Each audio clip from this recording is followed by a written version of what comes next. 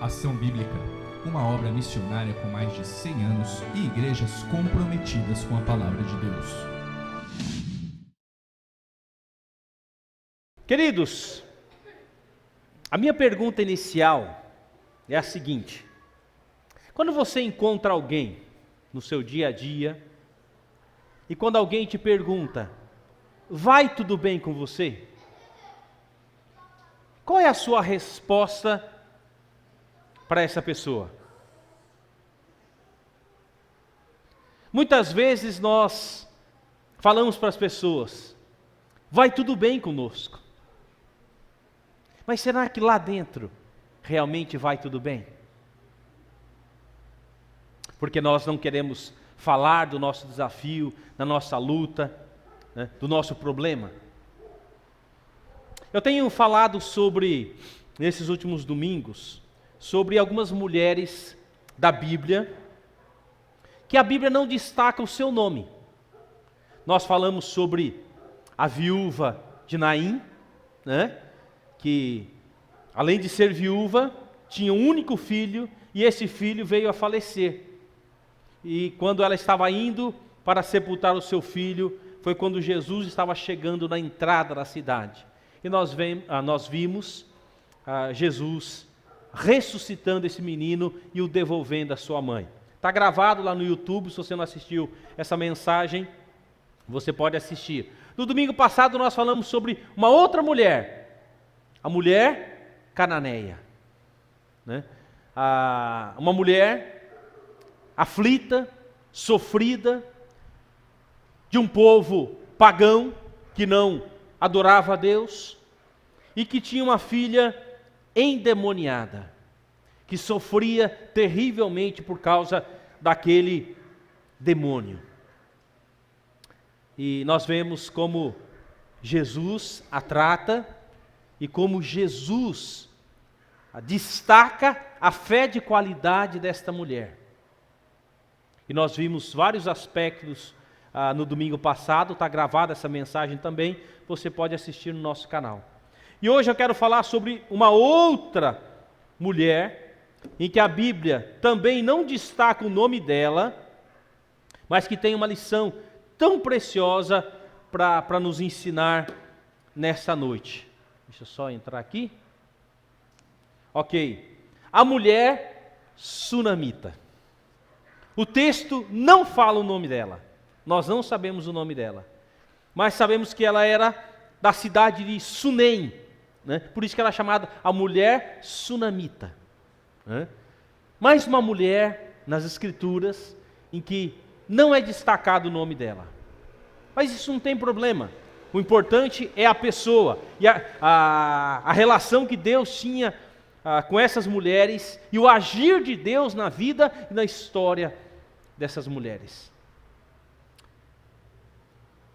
Por não conhecermos o nome da mulher desta história, nós a chamamos de sunamita, face ter morado em Sunem, cidade que ficava entre o Monte Carmelo e a cidade de Samaria, né? Ali tinha uma pequena cidade chamada Sunem, né? E essa mulher era natural dessa cidade, vivia nessa cidade, né? E algo extraordinário acontece na vida desta mulher. E a história dela está narrada lá no Antigo Testamento, em 2 Reis, capítulo 4, a partir do versículo 8. 2 Reis, capítulo 4, versículo 8. Eu quero ler o texto com vocês. Eu projetei, você pode acompanhar pela sua Bíblia, a história dessa mulher. E nos diz assim a palavra de Deus: certo dia, passou Eliseu por Sunem. Quem era Eliseu? Um profeta. Eliseu foi aquele que sucedeu o profeta Elias, né? E quando antes de Elias subir ao céu, Elias não passou pela morte, Deus o levou numa carruagem de fogo.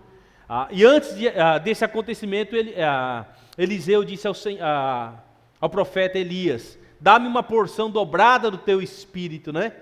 E é interessante, que aquilo que Elias fez, os milagres que ele realizou como profeta, Eliseu, ele vai realizar o dobro de milagres.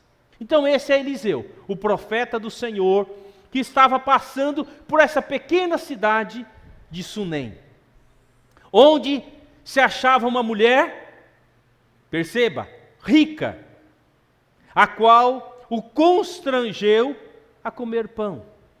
Daí, todas as vezes que passava por lá o profeta, entrava para comer.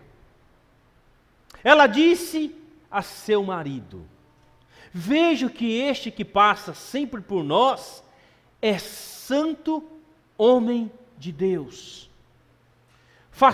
Façamos-lhes, pois, em cima um pequeno quarto, obra de pedreiro, e ponhamos-lhes nele uma cama, uma mesa, uma cadeira e um candeeiro. Quando ele vier à nossa casa, retirar-se-á para ali.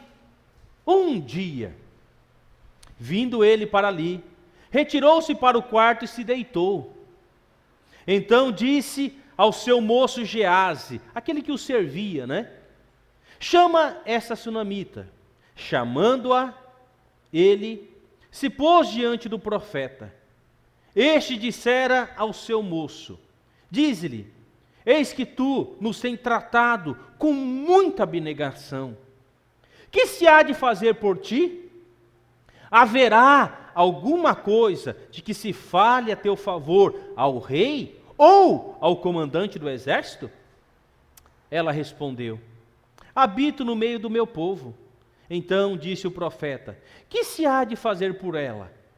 Geazi respondeu: ora, ela não tem filho, o seu marido é velho. Disse Eliseu: chama. Chamando-a ela se pôs à porta. Disse-lhe o profeta: por este tempo, daqui a 1 ano, abraçarás um filho. Ela disse: não, meu senhor, homem de Deus, não mintas a tua serva. Concebeu a mulher e deu à luz um filho no tempo determinado, quando fez 1 ano, segundo Eliseu lhe dissera. Tendo crescido o menino, saiu certo dia a ter com seu pai, que estava com os segadores, trabalhando na colheita, E o menino disse a seu pai: ai, minha cabeça! Então o pai disse ao seu moço: leva-o à sua mãe. Ele o tomou e o levou à sua mãe, sobre cujos joelhos ficou sentado até o meio-dia, e morreu. Subiu ela e deitou sobre a cama do homem de Deus, fechou a porta e saiu.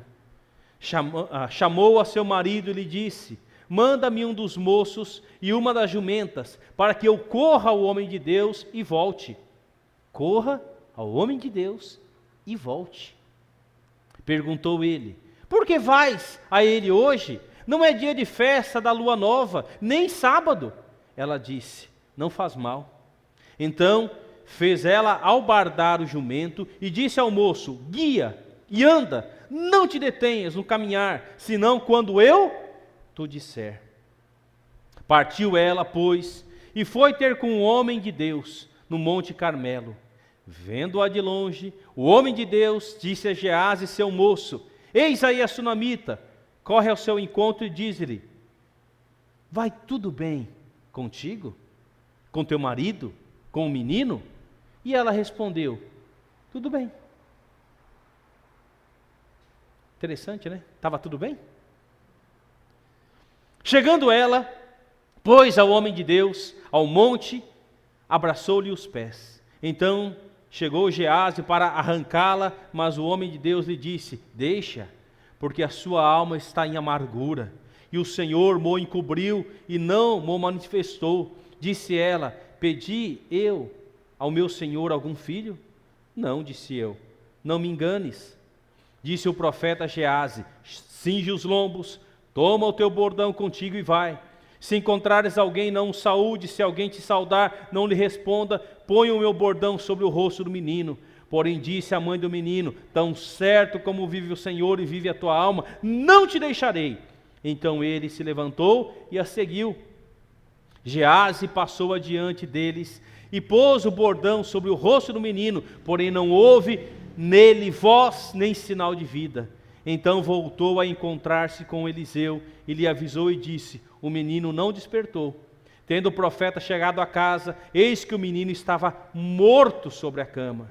Então entrou, fechou a porta sobre ele, ambos, e orou ao Senhor. Subiu à cama, deitou-se sobre o menino, e pondo a sua boca sobre a boca dele, os seus olhos sobre os olhos dele, e as suas mãos sobre as mãos dele, se estendeu sobre ele, e a carne do menino aqueceu. Então se levantou, e andou no quarto uma vez de lá para cá, e tornou a subir, e se estendeu sobre o menino. Este espirrou 7 vezes, e abriu os olhos. Então chamou Gease e disse: chama a sunamita. Ele a chamou, e apresentando-se ele ao profeta, este lhe disse: toma o teu filho. Ela entrou, lançou-se aos pés dele, prostrou-se em terra, tomou o seu filho e saiu. Oremos. Senhor Deus, que a tua palavra possa tocar profundamente os nossos corações, e que a nossa fé seja reavivada, Senhor, assim, ó Deus, como pelo exemplo desta mulher sunamita. Em nome de Jesus. Amém. Eu vejo nessa mulher uma mulher de fé. Assim como a viúva de Naim colocou a sua fé em Jesus e teve o seu filho restaurado, assim como a mulher cananeia colocou a sua fé em Jesus e teve a sua filha liberta e a sua vida transformada. E eu vejo nesta mulher uma mulher de fé. E ela tem muitas lições a nos ensinar, que eu quero destacar algumas delas nessa noite. Primeiro, uma mulher com recursos e atitudes acolhedoras. A Bíblia fala que essa mulher, ela é uma mulher abastada, rica, ela e o seu marido, né? A Bíblia diz que a sunamita era uma mulher de recursos financeiros. Pelo texto sagrado, além de ser uma pessoa abastada, a sunamita era uma pessoa sensível para o cuidado com as pessoas. Ela nem conhecia o profeta e ela ofereceu pão, alimento àquele homem, sem mesmo conhecê-lo. O texto não fala se ela já tinha ouvido falar alguma coisa a respeito do profeta Eliseu. Não há nenhum aspecto no texto que fala que ela conhecia o profeta. Ela tinha um coração, mesmo sendo rica, ela se importava com as pessoas. E ela se importou com aquele homem na qual ela nem conhecia. E ofereceu alimento para aquele homem. Outro detalhe interessante da sunamita, ela reconhece que este homem, na qual ela hospedou, ofereceu comida na sua casa, era alguém diferente. Não é possível saber se a sunamita conhecia o profeta e a importância dele para a nação do norte, ou mesmo se ela sabia que Eliseu era um sucessor de Elias, mas ela reconheceu nele um homem de Deus. Mais que ser um homem de Deus, ela diz que ele é um santo homem de Deus.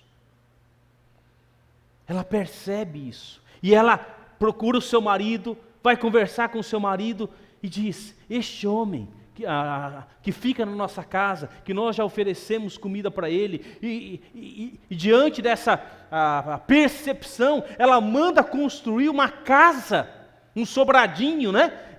No muro onde ela morava ali, construiu um quartinho, para que toda vez que este homem, esse profeta passasse por ali, ele pudesse descansar, pudesse se hospedar e ter a sua liberdade. Olha que coisa! Ela mandou construir um quarto com alguns móveis para este homem que ela percebeu ser um homem diferente, um santo homem de Deus.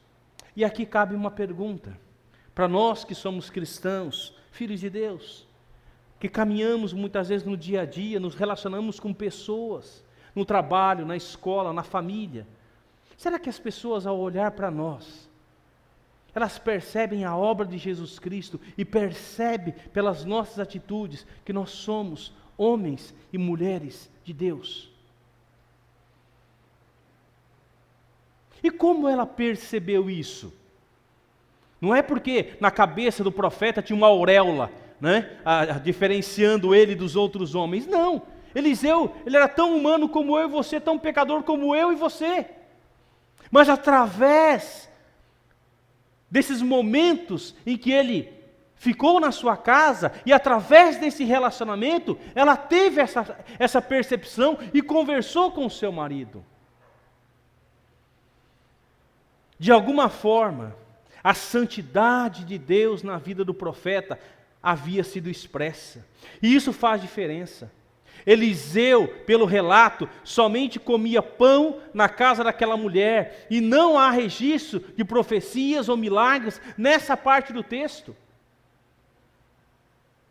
Ao que nos parece, a santidade vista no profeta está mais associada ao jeito com que mantinha a sua postura, a sua atitude, ao sentar na mesa, ao conversar com ela, conversar com seu marido, ao relacionar-se com as pessoas.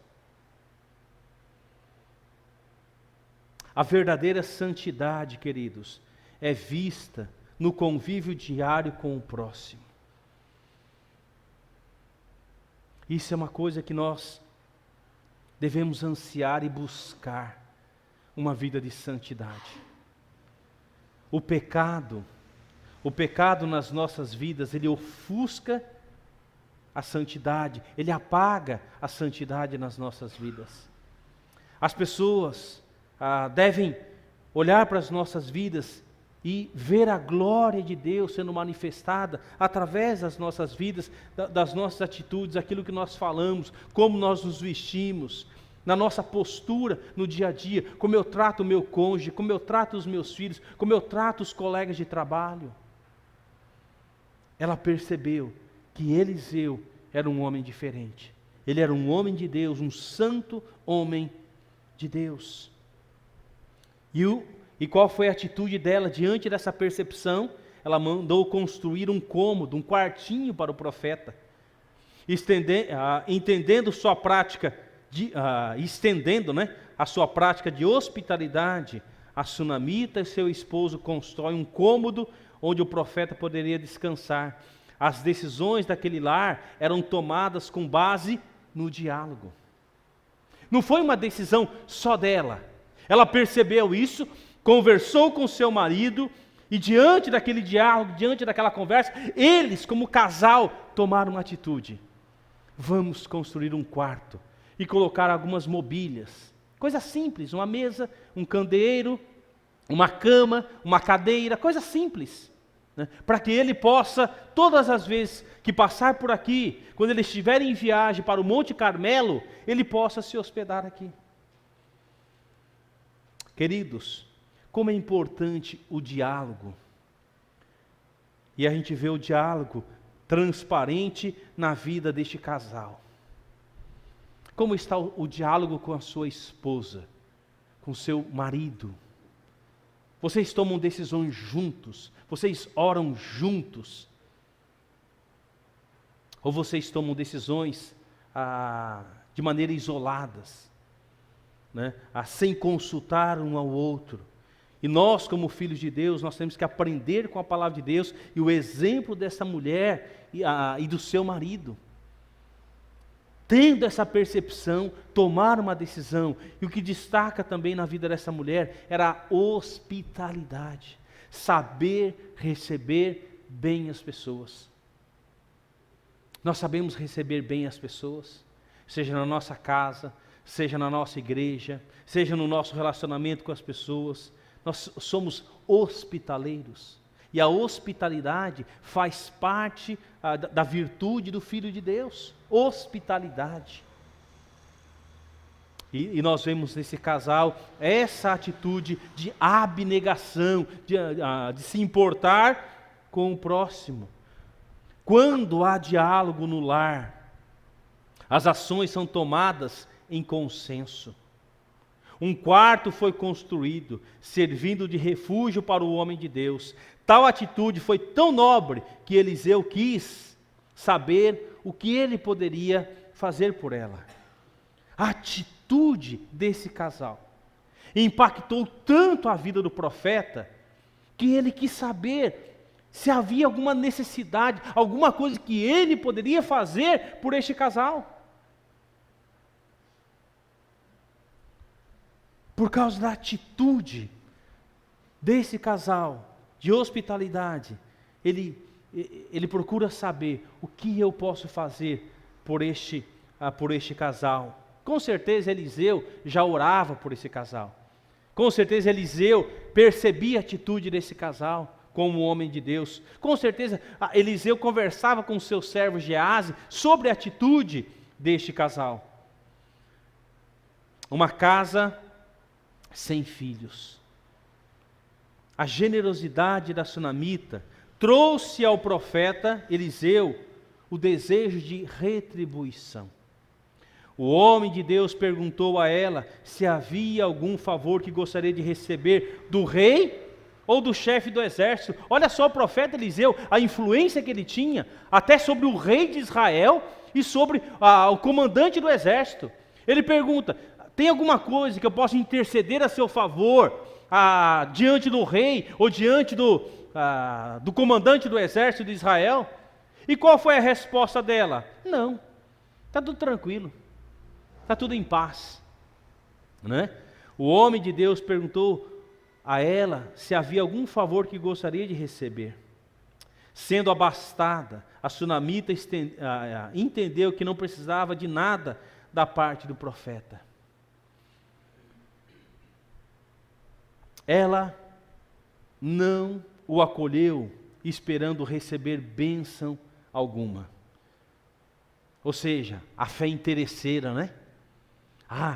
Eu sei que ele é um profeta, eu vou hospedar ele na minha casa, porque qualquer coisa que eu precisar, eu posso recorrer a ele. Essa é chamada a fé interesseira.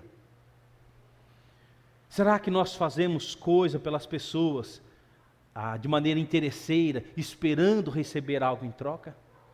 Esse não é o tipo de fé que agrada ao nosso Deus. Nós temos que fazer de coração, sem esperar nada em troca. Jesus deu a sua vida por nós, sem esperar nada em troca da nossa parte. Ele deu a sua vida por nós. Tanto que, quando questionada por Eliseu sobre que tipo de benefício que gostaria de receber, respondeu simplesmente que habitava no meio do seu povo, uma forma de dizer que não tinha falta de nada. Estava tranquila. Entretanto, no lar da sunamita, não havia filhos. E quem teve essa percepção? Geazi, o servo do profeta, né? A quem reparou isso foi Geazi, moço de Eliseu. E sabe, meus queridos, na cultura judaica, os filhos sempre foram vistos como herança do Senhor. Como herança. E na perspectiva do Antigo Testamento, aquela casa não estava completa. Eles tinham recursos, tinham terras, tinham plantações, a vida estava tranquila nesse sentido, mas eles não tinham filhos. E o servo de Eliseu percebeu isso. E é interessante, então o profeta diz àquela mulher, ele chama ela e diz para aquela mulher, olha, segundo o tempo da vida, abraçarás um filho, ou seja, no tempo determinado, daqui 1 ano, você abraçará um filho. A surpresa na declaração do profeta gera uma expectativa na sunamita, que decorrido o prazo, teve um filho, um menino.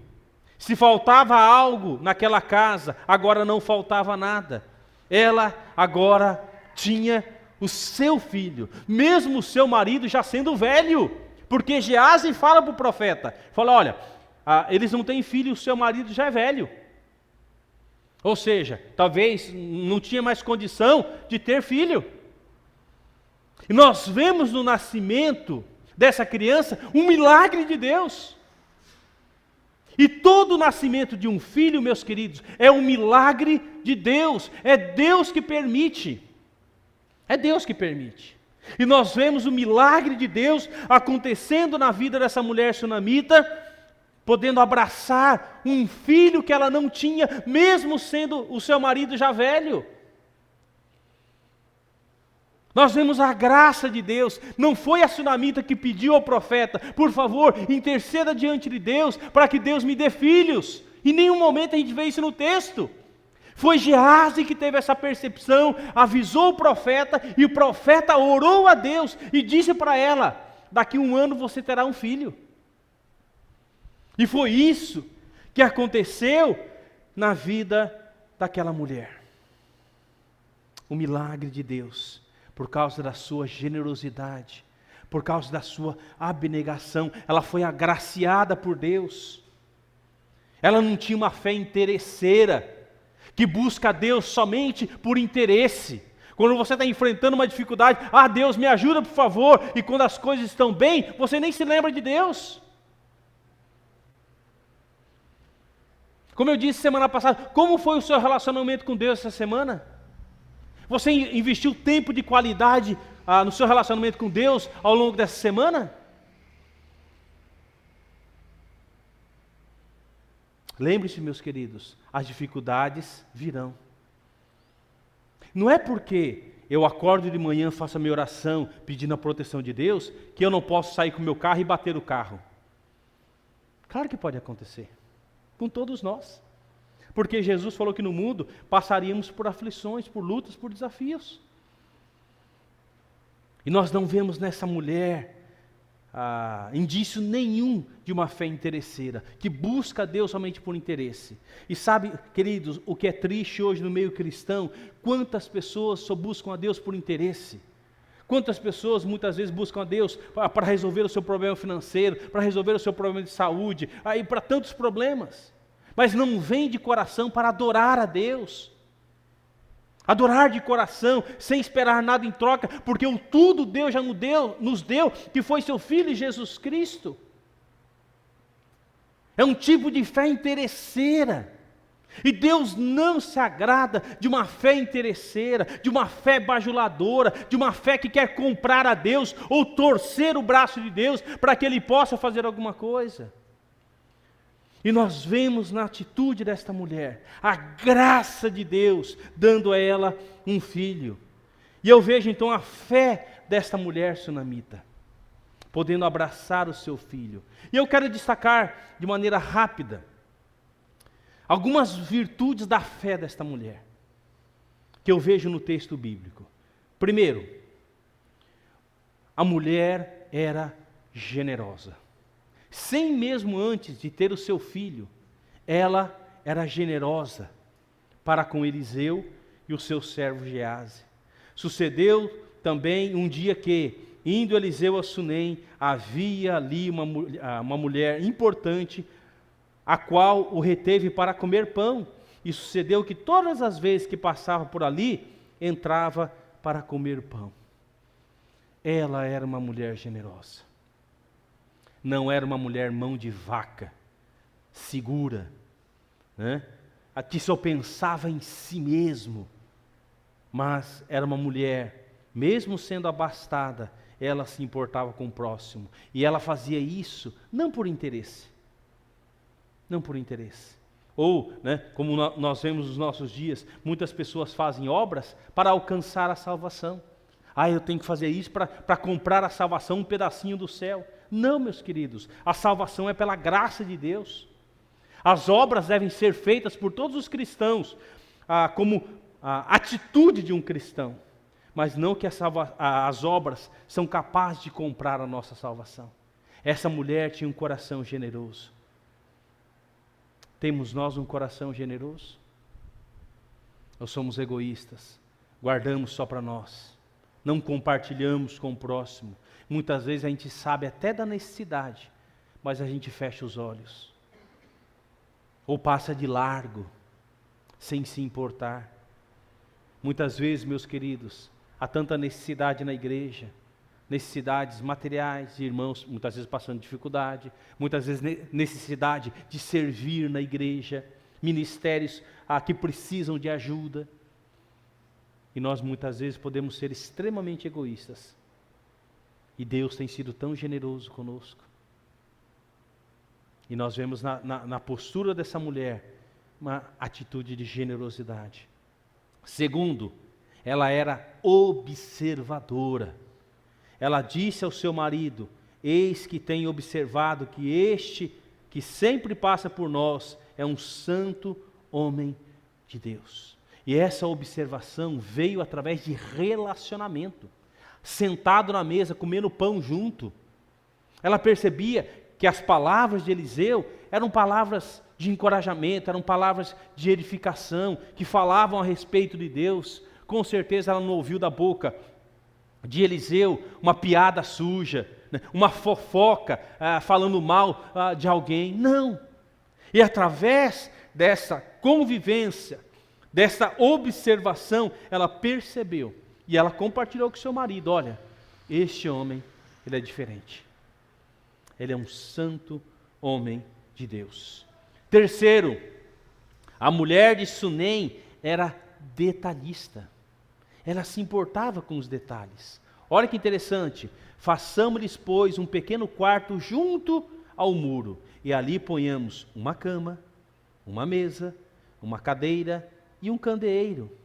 E há de ser que, vindo ele a nós, para ali se recolher.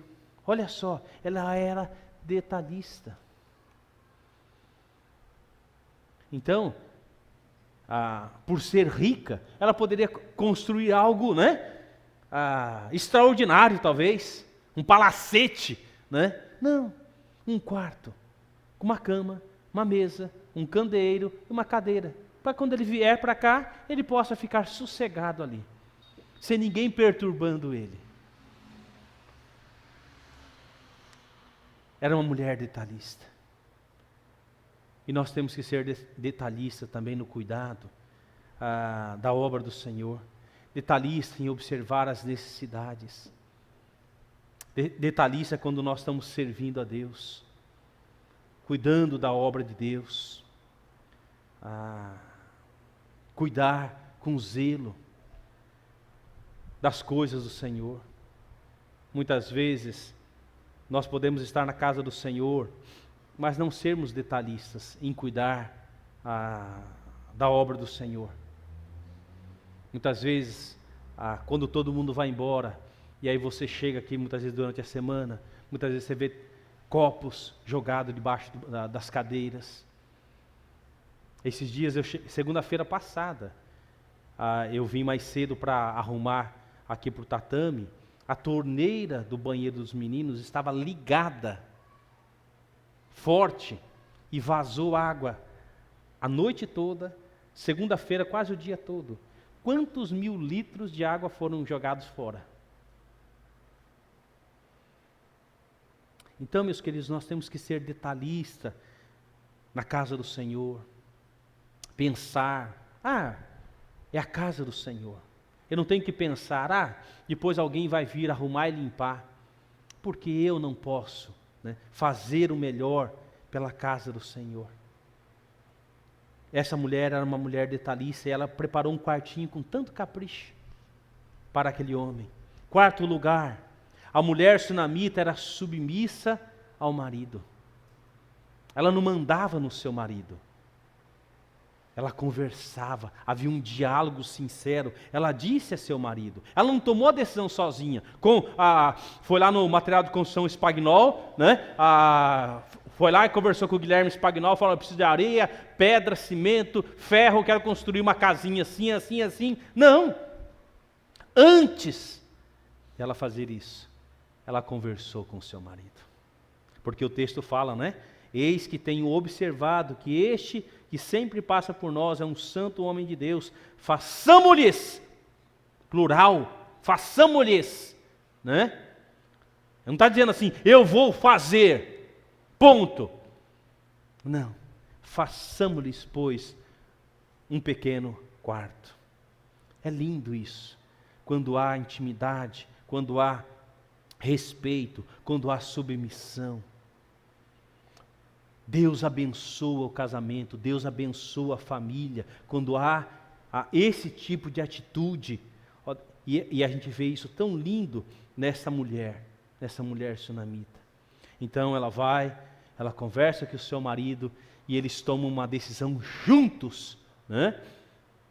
Meus queridos, quando nós tomamos decisões individuais, sem consultar o nosso cônjuge, a chance de nós quebrarmos a cara é gigantesca. Se Deus nos uniu, é porque Deus quer que nós tomemos decisões juntos. Quantos casamentos acabam por conta da falta de diálogo?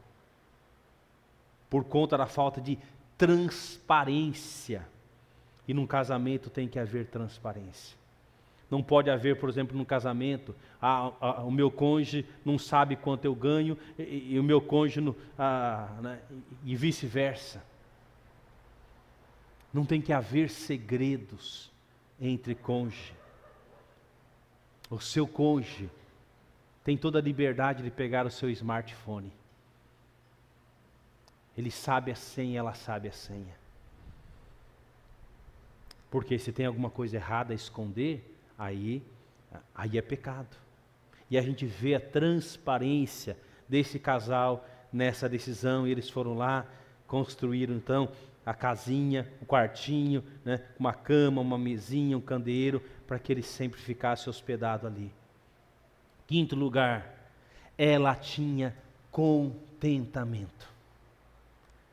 Porque ele tinha falado a Gease, diz-lhe, eis que tu nos tem tratado com todo o desvelo.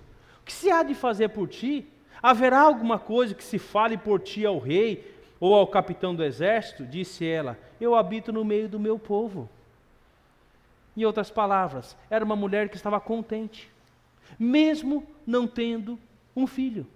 Que na cultura judaica, era triste para as mulheres, mas esta mulher a gente vê que ela estava contente, feliz, né? Com o seu marido, com o trabalho e com os recursos que Deus tão bondosamente havia lhe dado.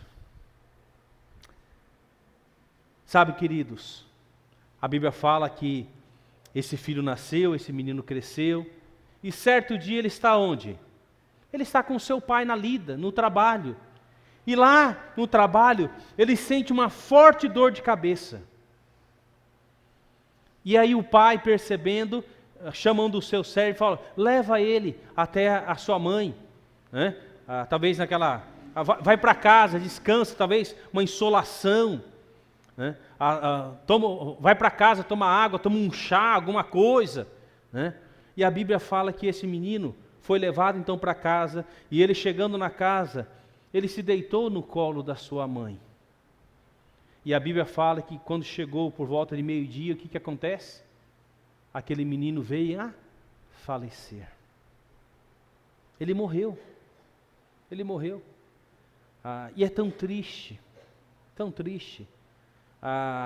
E eu fiquei profundamente consternado com toda a liberdade, mas com toda a liberdade eu vi o sepultamento do irmão do Paulo essa semana, novo, e a mãe, tão consternada diante do sepultamento de um filho, porque muitas vezes, como pais, né, parece que a naturalidade é o quê? Os filhos enterrarem os pais, e não os pais enterrarem os filhos. Né? E esse menino, que recebera todo o amor dessa mãe, adoece e morre no seu colo. E a Bíblia fala que ela faz o quê?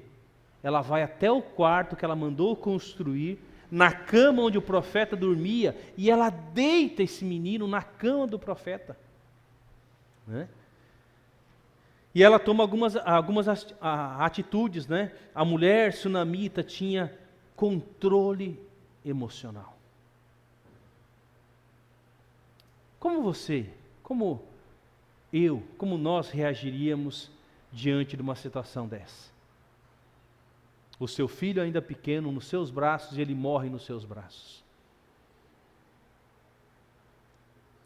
E eu vejo nessa mulher, uma mulher que tinha um controle emocional, que não se desespera diante daquela situação. Por isso que eu a chamo uma mulher de fé. A fé dela me impressiona, até nesse controle emocional. Porque o texto fala, ela subiu e o deitou sobre a cama do homem de Deus, fechou a porta e saiu. Por quê? Imagina, o seu filho morre nos seus braços. Qual que é a reação humana? Desespero, começar a gritar, chama um dos servos, chama meu marido, por favor, o nosso menino morreu, né? E já começam os preparativos o quê? Para preparar o sepultamento do menino. Mas esta mulher, ela faz diferente. Ela pega esse menino que está morto nos seus braços, o leva e o coloca na cama do profeta. E mais, e chamou o seu marido e disse, novamente, ela consultando o seu marido. Isso é lindo, olhar o relacionamento desse casal. Ela chama o seu marido e diz, manda-me um dos moços e uma das jumentas, para que eu corra ao homem de Deus e volte. E o marido disse, né? Disse ele, por que vais a ele hoje? Não é lua nova nem sábado. E ela disse, tudo vai bem. E ela pega o seu servo, aquele jumento, senta e, não sei quantas horas, sentado num lombo de jumento, até onde o profeta estava. Ela foi à procura do profeta. Ela foi conversar com o profeta. É claro que o seu coração humano estava angustiado diante daquela situação. E ela vai atrás do profeta. Meu querido, como é o seu controle emocional? Como você reage diante das adversidades da vida? Como você reage? E nós vemos nessa atitude desta mulher de fé, um controle emocional. Sétimo, ela era uma mulher de atitude. Ela era uma mulher de atitude. Porque ela deitou aquele menino, fechou a porta, pediu para um dos seus moços ir atrás do profeta. Ela albardou a jumenta e disse ao seu servo, guia e anda, não te detenhas no caminhar, senão quando eu te disser. Sabe, queridos, muitas vezes na vida cristã nós precisamos ter atitudes. Muitas vezes podemos nos acovardar, nos envergonhar. Muitas vezes estão dizendo mal a respeito do nosso Deus, e você se acovarda diante daquelas pessoas que estão falando mal a respeito do nosso Deus, do nosso Criador, falando mal a respeito de Jesus, fazendo piadas a respeito do Senhor Jesus ou da palavra de Deus. E nós precisamos, como cristãos, ter atitude que faça a diferença. E eu vejo nesta mulher uma mulher de atitude.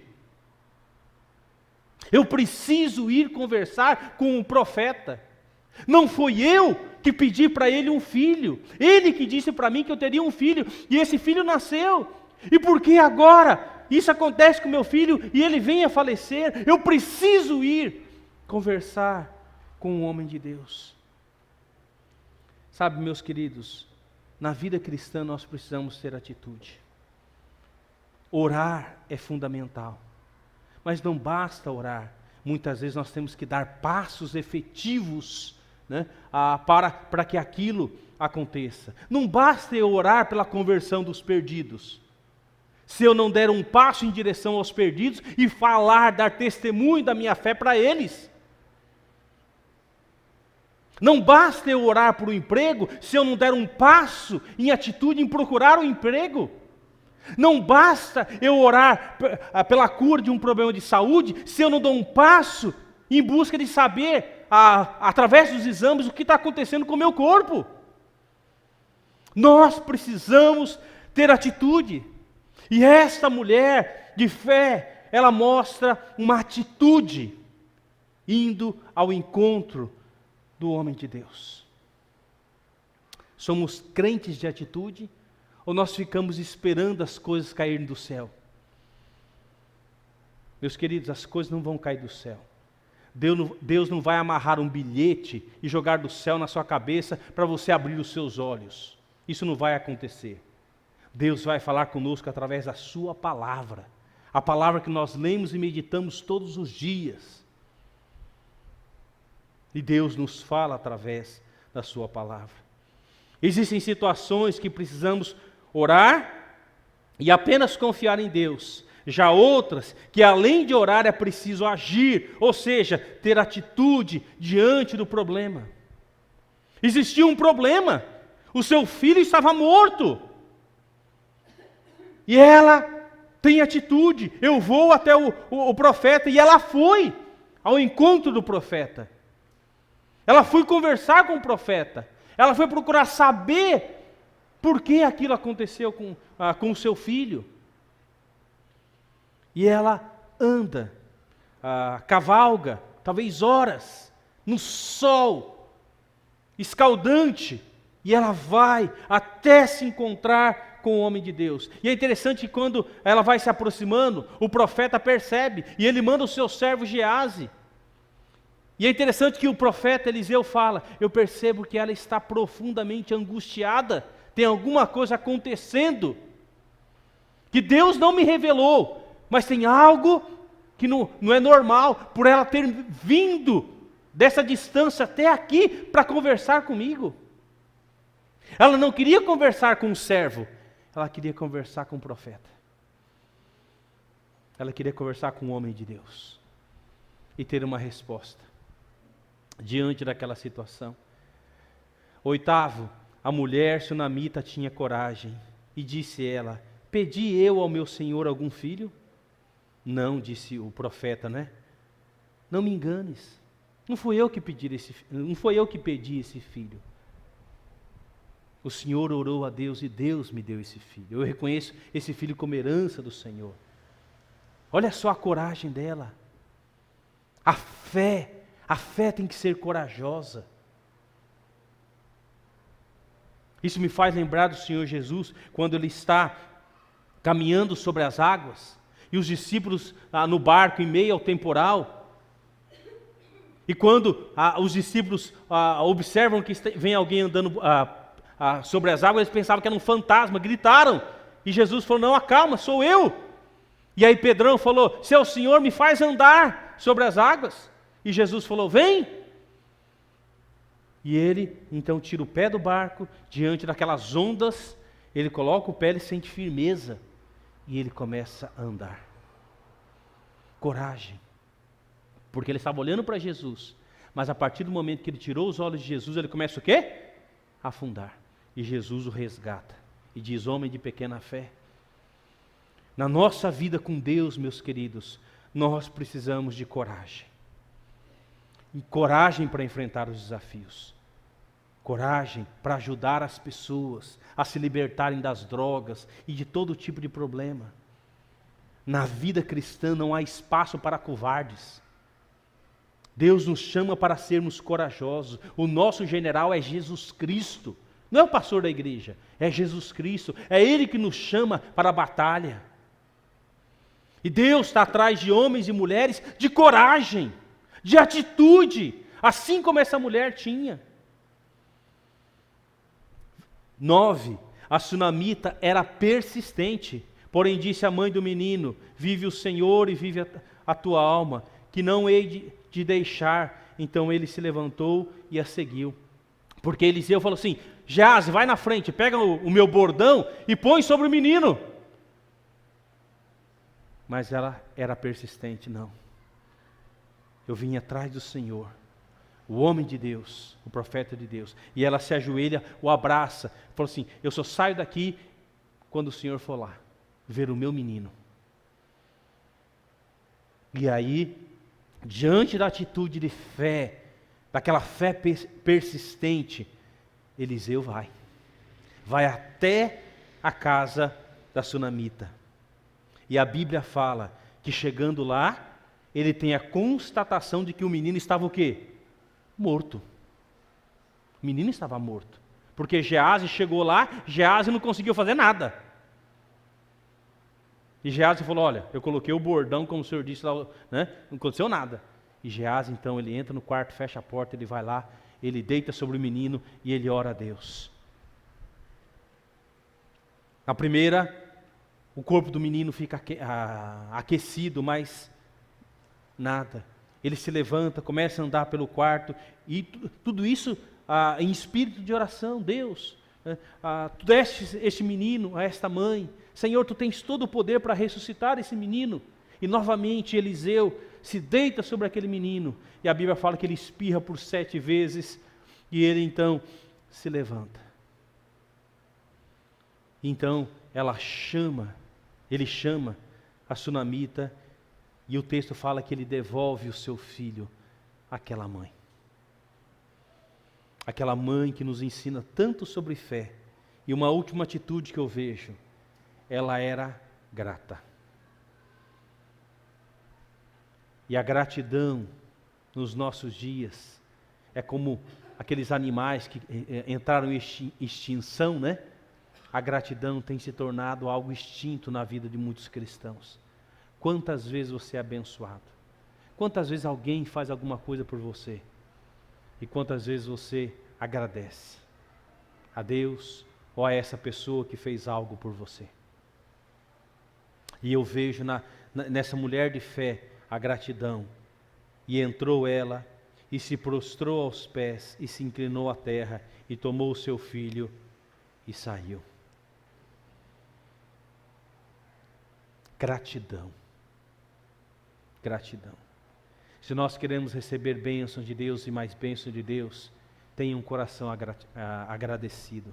Se você é uma pessoa ingrata, Deus não tem prazer de abençoar alguém ingrato, que não sabe reconhecer a graça e a bondade de Deus. Esta mulher, ela é grata a Deus. Quando eu sou fiel no meu dízimo, eu estou dizendo, Senhor, eu sou grato por aquilo que o Senhor faz por mim. E essa mulher, ela era uma mulher grata a Deus. Lembre-se que ela não foi agradecida somente depois de receber o milagre, mas mesmo antes, pela forma como tratava o profeta de Deus, sem lhe pedir nada, apenas o ajudava. Antes de ter recebido um filho como milagre, ela já possuía um coração generoso, cheio de contentamento e agradecido. Existe contentamento no nosso coração? Ou eu fico comparando a minha vida com a vida dos outros? Ou eu fico tendo inveja da vida dos outros, daquilo que os outros têm? Ou eu sou grato àquilo que Deus tem me dado? O agradecimento tem que fazer parte da nossa atitude. E como conclusão, a sunamita nos mostra que podemos usar nossos recursos para fazer a diferença na vida de outras pessoas. Nos fala também que há momentos em que Deus nos permite passar por situações adversas, mas que Ele sempre terá uma solução. E por fim, mostra que nossas ações em benefício de outras pessoas, de forma sincera, são aprovadas por Deus e que Ele nos retribui no devido tempo. Queridos, tudo que nós fazemos para a obra do Senhor não é em vão. Quando você demonstra amor por uma pessoa, quando você dá um kimono, mesmo que usado por uma criança, quando você faz atitudes em benefícios do próximo, vocês não sabem o quanto isso faz diferença. Que nós tenhamos atitudes como esta mulher. Quando foi perguntado para ela, né? Vai tudo bem contigo, com teu marido, com teu filho? E qual foi a resposta dela? Vai tudo bem. Mesmo diante da morte do seu filho. E a minha pergunta é: vai tudo bem contigo?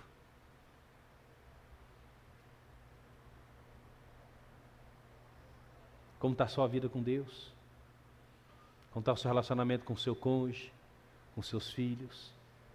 Como está o seu relacionamento com seus irmãos? Tem algum irmão que você não conversa porque você está magoado, triste, você não perdoa? Vai tudo bem contigo? Com a sua saúde, com as suas finanças, com o seu relacionamento? Como vai? Está tudo bem? Muitas vezes é tão fácil dizer para as pessoas quando elas nos perguntam: e aí, vai tudo bem? Não, vai tudo bem. Mas por dentro você está arrebentado, desanimado, depressivo, ansioso, angustiado, porque você sabe que não vai bem. Você, em primeiro lugar, precisa estar bem com Deus. Deus que te ama, Deus que se importa com você, Deus que deu o seu Filho Jesus para morrer na cruz por você, Deus que se importa com as suas necessidades, com as suas emoções, Deus que se importa sim com as suas necessidades materiais, Deus se importa com o seu trabalho, Ele se importa. Mas a minha pergunta é: como está o seu relacionamento com Deus? Será que o seu relacionamento com Deus acontece somente no domingo à noite, na igreja? Então o seu relacionamento está mal. Um relacionamento bem com Deus é quando você constantemente está pensando nele, falando com Ele, entregando a sua causa, as suas necessidades a Ele, fazendo diferença na vida das pessoas. Que texto lindo desta mulher, que não tinha, ela tinha um nome, o texto bíblico não fala, mas que fez diferença. Assim como Jesus fez diferença na viúva de Naim, assim como Jesus fez diferença na mulher cananeia, assim como Deus faz diferença na vida dessa mulher, que não pediu a Deus um filho, Deus deu a ela. E depois, mesmo quando esse menino morre, Deus devolve a ela esse menino, esse filho, porque essa mulher era uma mulher de fé. Amém? Querido Deus, Tu conheces o nosso coração. Só Tu sabes se vai tudo bem com cada um de nós. Como tem sido o relacionamento de cada um de nós com o Senhor no dia a dia. O Senhor não se agrada de uma fé interesseira. O Senhor não se agrada de uma fé isolada, que só busca o Senhor quando tem alguma necessidade. O Senhor se agrada de uma fé viva, de uma fé corajosa, de uma fé perseverante, de uma fé de atitude, assim como nós vemos nesta mulher. Oh, meu Deus, como Teus filhos e Tuas filhas, que na nossa caminhada do dia a dia, as pessoas possam enxergar em nós, Senhor, verdadeiros homens e mulheres de Deus. Eu não quero ser reconhecido pelas pessoas pelo fato de frequentar uma igreja. Eu frequento a igreja X. Eu quero ser conhecido pelas pessoas como um homem de Deus, em que as pessoas procuram, porque elas sabem que Deus faz diferença na minha vida, na nossa vida. Pequenas atitudes podem fazer uma diferença tão grande. Um abraço, uma oração, uma palavra de encorajamento. Pequenas atitudes fazem uma diferença gigantesca quando nós nos importamos com as pessoas. A mulher sunamita e o seu marido, eles eram generosos. Não porque eles tinham interesse, eles faziam aquilo por uma atitude que havia no coração deles. Eles se importavam com as pessoas. Eu imagino que eles eram generosos, não somente com o profeta, mas com seus empregados também. Eles se importavam com as pessoas. E nós vivemos num mundo, Senhor, em que as pessoas não se importam conosco. Elas não se preocupam em saber como nós estamos. Ou mesmo quando muitas vezes você sabe de alguma necessidade, você talvez feche os seus olhos, o seu coração e pensa somente em você. Mas quando nós temos um coração generoso, o Senhor retribui, o Senhor abençoa, o Senhor multiplica, o Senhor faz milagres com um pouco que nós colocamos nas mãos do Senhor. Assim como Jesus multiplicou aqueles pães e aqueles peixes com apenas 5 pãezinhos e 2 peixes. Oh, meu Deus, transforma as nossas vidas e nos dê uma fé, ó Deus, assim como essa mulher sunamita. Em nome de Jesus. Amém, Senhor. Ação Bíblica, uma obra missionária com mais de 100 anos e igrejas comprometidas com a palavra de Deus.